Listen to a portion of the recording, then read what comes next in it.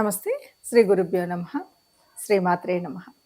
ఆదిత్యాయ చ సోమాయ మంగళాయ బుధాయ గురు శుక్ర శనిభ్యే రాహవే కేతవే నమః.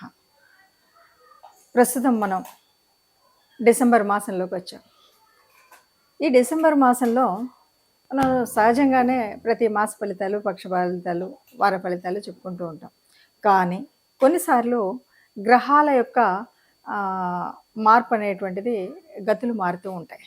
గతులు మారడం అంటే ఉన్నటువంటి స్థానం నుండి వక్రగతిలో వెనక్కి వెళ్ళడం, ఉన్నటువంటి స్థితి నుండి అప్పటికే ఆ గ్రహాలు ఉన్నటువంటి స్థానాలు ఉచ్చస్థిత, నీచస్థిత ఇవన్నీ కూడా రకరకాలుగా ఉండడం వల్ల ఇలా మార్పు చెందినప్పుడు కొన్ని రకాలైనటువంటి ఫలితాలు అయితే ఉంటాయి. మరి ఆ రకంగా కనుక చూసినట్టయితే ప్రస్తుతం డిసెంబర్ 6వ తారీఖు నుండి 2024 డిసెంబర్ 6వ తారీఖు నుండి కుజుడు తను ఉన్నటువంటి స్థానం ఏది కర్కాటకంలో ఉన్నాడు. మరి ఎలాంటి స్థానం అంటే నీచ స్థానం. నీచ పొందినటువంటి కుజుడు ఇప్పుడు మళ్ళీ వక్ర గతిని పొందేటువంటి పరిస్థితి. ఈ కాలం అంతా కూడా ఎప్పటి వరకు ఉంటుంది అంటే ఫిబ్రవరి 24 తారీఖు 2025 వరకు ఈ వక్రస్థితి ఉంటుంది. అంటే అక్కడ మిథునంలో ఉంటాడు. మళ్ళీ మిథునం నుండి మళ్ళీ వక్రత్యాగం తర్వాత మళ్ళీ కర్కాటకంలోకి వస్తాడు.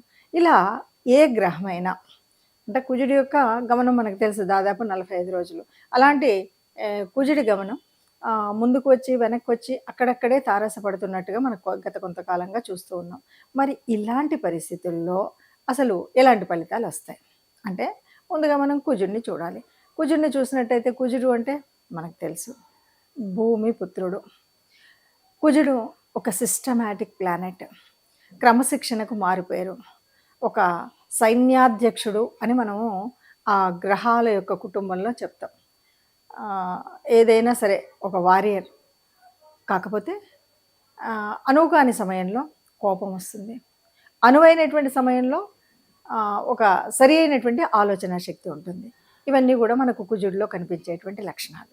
మరి ఈ లక్షణాలన్నీ ఉన్నటువంటి కుజుడు ఇప్పుడు ప్రస్తుతం అంటే డిసెంబర్ 2024 6వ తారీఖున వక్రగతి చెంది దాదాపుగా ఫిబ్రవరి వరకు, వచ్చే సంవత్సరం ఫిబ్రవరి అని చెప్తున్నాం కదా, అక్కడి వరకు మరి ఇందులో ఈ వెనక్కి వెళ్తూ ఉన్నాడు. ఇలా వెళ్ళినప్పుడు ఏమైనా శుభ ఫలితాలు ఉంటాయా, అసలు ఒక్కొక్క రాశి వారికి ఎలా ఉంటుంది అని చూస్తే ఇక్కడ కొన్ని మనం ఒక విషయాన్ని మాత్రం చెప్పొచ్చు. ఎప్పుడైనా ఏ గ్రహమైనా ఎక్కడైనా నీచ పొందిన తర్వాత నీచలో ఉంది, నీచ స్థానంలో ఉంది. ఈ నీచ స్థానంలో గనక వక్రగతి పొందితే దాదాపు అది ఉచ్చ స్థానానికి ప్రతిఫలంగా ఉంటుంది. దాదాపు ఉచ్చస్థితిలో ఉన్నప్పుడు ఏ ఫలితాలు అయితే ఇస్తుందో ఆ ఫలితాలు ఇవ్వగలిగే శక్తి ఆ గ్రహానికి వస్తుంది.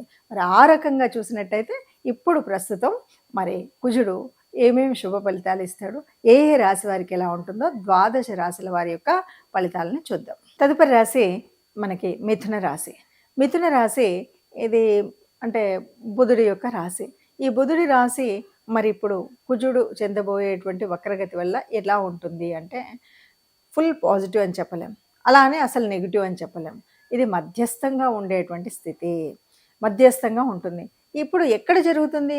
ద్వితీయ భావంలో ఈ వక్రస్థితి జరుగుతుంది. ద్వితీయ భావం అంటే మనకి ఇది వాక్స్థానం, ధనస్థానం. ఈ స్థానంలో వక్రిస్తుంది. వక్రించడం వల్ల సహజంగా అయితే వక్రించడం వల్ల ఎలా ఉంటుందో కానీ ఇప్పుడు కుజుడు నీచ స్థానంలో ఉండి వక్రించబడుతున్నాడు కాబట్టి మళ్ళీ అది స్వస్థానంలోకి వస్తాడనమాట.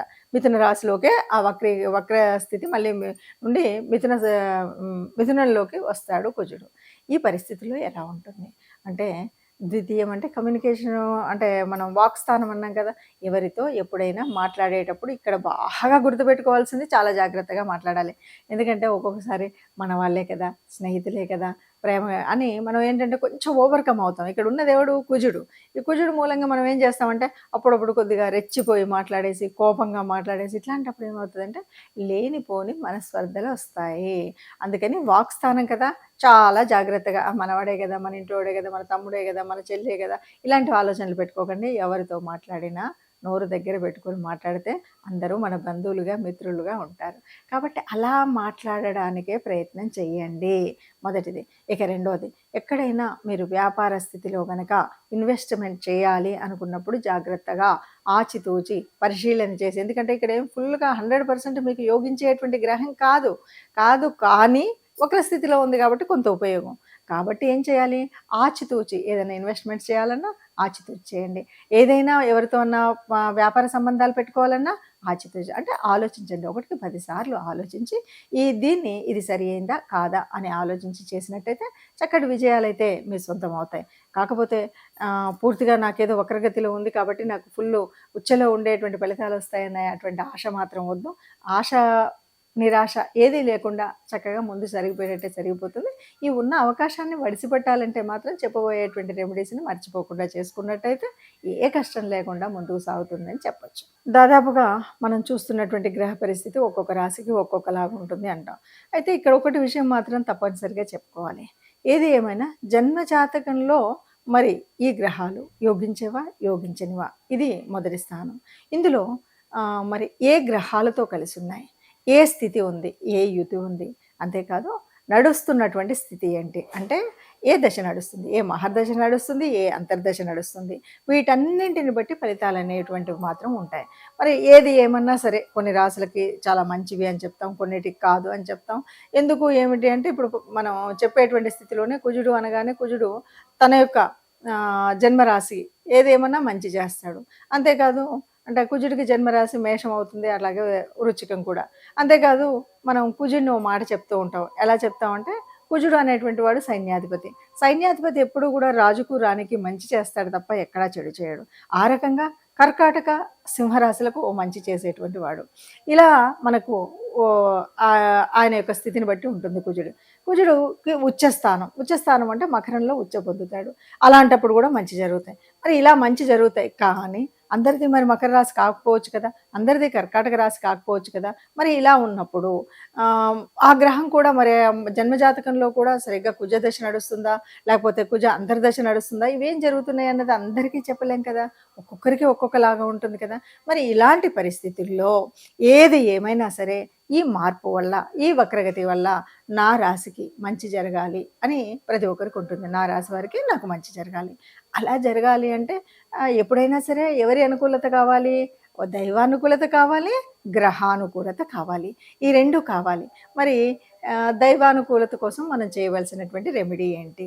తప్పనిసరిగా ఎవరి ఇష్టదేవత లేదా కులదేవత వారు తప్పకుండా ఇలా ఎప్పుడు ఏ గ్రహమైనా సరే అనుకూలించినా అనుకూలించకపోయినా ఆ ఉన్నటువంటి పరిస్థితుల్లో మనకు సానుకూలంగా ఉండాలి అనుకున్నప్పుడు మాత్రం మర్చిపోకుండా మనం చేయాల్సినటువంటిది మన ఇష్టదేవత ఆరాధన, కులదేవత ఆరాధన అన్నది చేస్తూ ఉండాలి. దీన్ని బట్టి మనకేమర్థమైంది? ఈ ఆరాధన నిరంతరం ఉండాలి. మొట్టమొదటి పాయింట్. ఇక రెండవది కుజుడు. కుజుడు అనగానే కుజుడి యొక్క అధిదేవత మనకి సుబ్రహ్మణ్య స్వామి. కుజుడి రూపం అనగానే మనం ఏం చేస్తాం? సుబ్రహ్మణ్య స్వామిని ఆరాధిస్తాం కదా. కుజుడి విగ్రహాన్ని యొక్క అనుకూలత కోసం మనం ఆరాధించేటువంటి దేవుడు సుబ్రహ్మణ్య స్వామి. సుబ్రహ్మణ్య స్వామి కాబట్టి ఇప్పుడు మనం ఏం చేయాలి అంటే మంగళవారాలు, అంటే ఇది భౌమవారం అని కూడా అంటుంటాం. కుజుడికి సంబంధించినటువంటి వారం. ఈ మంగళవారాల్లో సుబ్రహ్మణ్య స్వామి దేవాలయం ఎక్కడైనా మన వీధిలో కానీ మన దగ్గరలో ఉంటే తప్పనిసరిగా సుబ్రహ్మణ్య ఆలయానికి ఎప్పుడు ఈ వక్రగతి చెందుతూ ఉన్నప్పుడు తప్పనిసరిగా సుబ్రహ్మణ్య స్వామి ఆలయానికి వెళ్ళడం, అభిషేకం చేయించుకోవడం, అర్చన చేయడం ఇలాంటివి మనం చేస్తూ ఉంటాం. లేదు ఇవి దూరమైన ఏ పుట్టలో పాలు పోయడానికైనా వెళ్ళొచ్చు.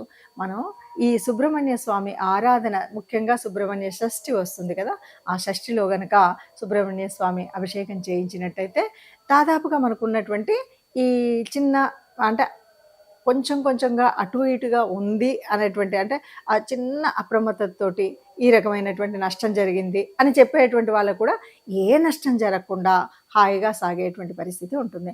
అందువల్ల సుబ్రహ్మణ్య షష్ఠి రోజు కానీ లేదు మీకు వీలైనప్పుడు ప్రతి మంగళవారం కానీ వెళ్ళడం, గుడికి వెళ్ళడం, ఆరాధించడం చేయండి. దీంతోపాటు మీకు నవగ్రహాల్లో ఉన్నటువంటి మరి కుజ స్తోత్రం వీలైనప్పుడు చదువుకోండి. లేదు ఆ చాంటింగ్ అనేది నిరంతరం చేయొచ్చు. ఇవేవి రావండి, ఇవేవి తెలియదండి, సుబ్రహ్మణ్య స్వామి ఆలయం దూరంగా ఉంది అని అనుకునేటువంటి వాళ్ళు తప్పనిసరిగా రెమెడీ కావాలి అంటే ఇంకొక పని కూడా చేయొచ్చు.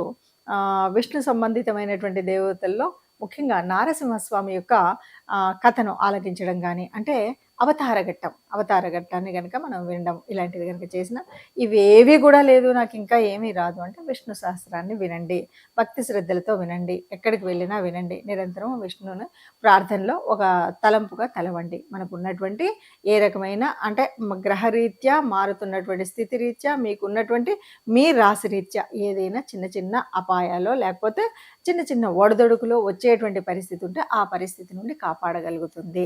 కాబట్టి వీలైనంత వరకు కూడా ఈ రెమెడీని చేయండి. అందరూ సుఖంగా ఉండాలి, అందులో మనం ఉండాలి. సర్వే జన సుఖినో భవంతు.